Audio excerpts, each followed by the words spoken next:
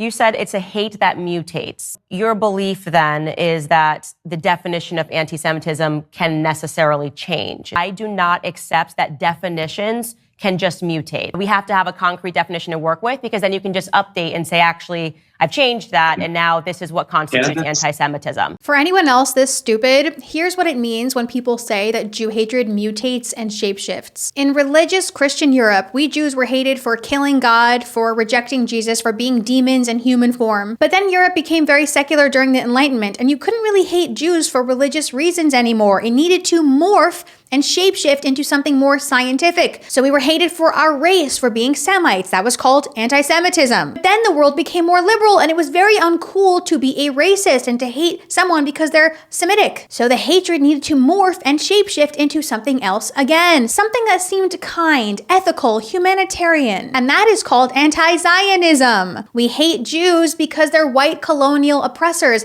and they want to live in their own homeland like every other nation does on Earth. The hatred is always the same, it just shape shifts. This is why Jew hatred has never made any sense. It's always been contradictory. We Jews have been hated for being too poor, but we've also been hated for being way too rich. We've been hated for being evil communists, but also hated for being greedy capitalists. We were hated for insulating ourselves from the world and living in our shtetls all by ourselves, and we were also hated for trying to assimilate and integrate into the society around us. Jews who live outside of Israel are accused of dual loyalty, and Jews who live within Israel are called racists, because the hatred is always just a hatred of Jews, that Jews are alive at all.